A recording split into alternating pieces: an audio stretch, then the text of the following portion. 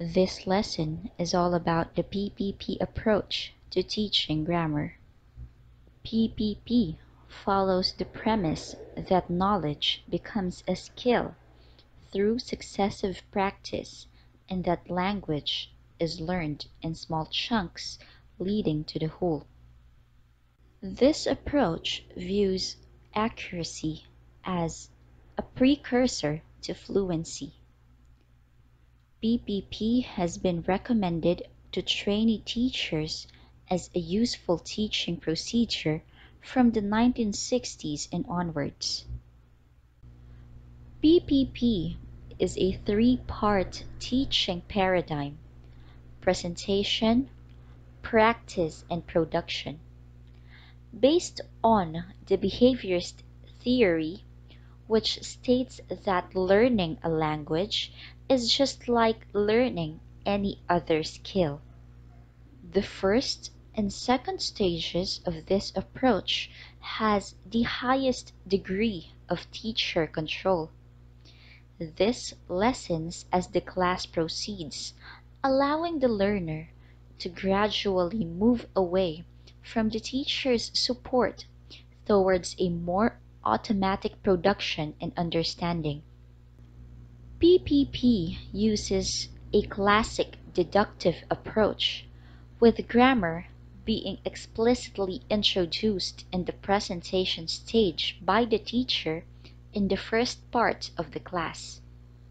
In the presentation stage, the teacher begins the lesson by setting up a situation, either eliciting or modeling some language that the situation calls for. The teacher finds out the knowledge that the student has.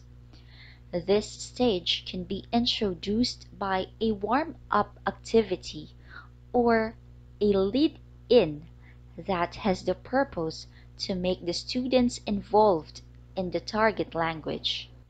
While the teacher is presenting the new language items, the students just listen. It is important that students pay attention because this stage is the spinal cord of the method. The teacher explains the topic and focuses on accuracy. The students just listen to the teacher's explanation. In the practice stage, students practice the new language in a controlled way. They drill sentences or dialogues by repeating after the teacher or the tape, either in chorus or individually, until they can say them correctly. The teacher corrects the students' mistakes, uses activities to practice the new language, and encourages lots of pair work and group work during the stage. In this stage, the teacher monitors but does not correct until the end. Focus is now on fluency rather than accuracy. The teacher also activates the schemata. In the production stage, students are encouraged to use the new language in a freer way, either for their own purposes and meanings or in similar contexts introduced by the teacher. It can be a role play, a simulation activity, or a communication task. Students speak 90% of the time during this stage.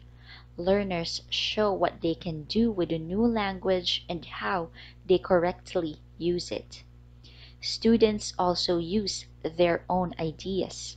The proponents of PPP believes that practice makes perfect. They view language as a series of products that can be acquired sequentially as accumulated entities.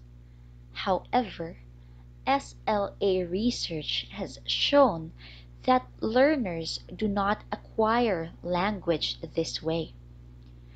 Rather, they construct a series of systems known as interlanguages, which are gradually grammaticized and restructured as learners incorporate new features. PPP is seen as lacking a firm basis in SLA theories. It is too linear and behaviorist in nature. It fails to account for the learner's stages of developmental readiness. PPP is seen to be very time-consuming and under tight control from the teacher. It is rigid, inflexible, and lacking the ability to adapt to the ever-changing classroom situations.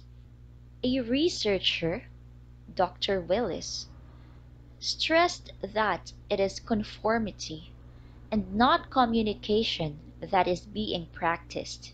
It also seems to assume that, in this particular teaching method, students learn in straight lines.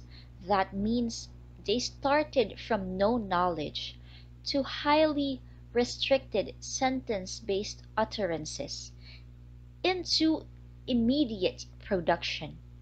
Yet human learning probably is not like that. It is more random, more complicated, and full of interlocking variables and systems. Lewis also suggested that PPP was inadequate because learners are required to merely mimic a model in a fixed linear order without paying attention to the inherent complexities of the language itself as well as teaching and learning process. Second language acquisition research demonstrates that practice does not necessarily lead to perfection. Students need to be provided with feedback by the teachers in order to diagnose the problematic areas where they need to work more and identify their strength in order to build up later practices. Another problem associated with this approach, according to Wong and Van Patten, is that it relies heavily on the use of decontextualized and meaningless drills. It is teacher-centered and it fits uneasily with more humanistic, learner-centered frameworks. Learning how to learn is more important than being taught something from the superior vantage point of a teacher who unilaterally decides what shall be taught.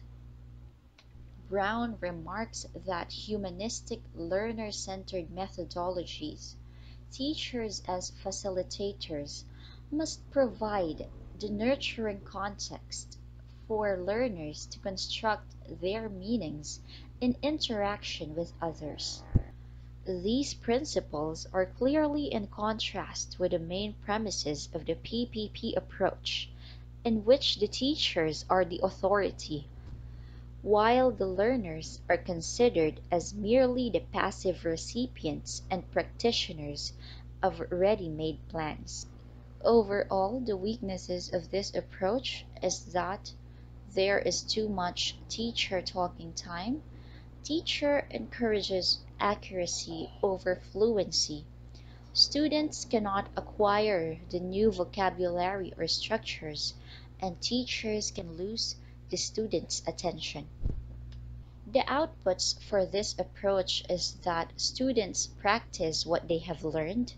The students can share their ideas in the production stage, and the teacher encourages the students' skills.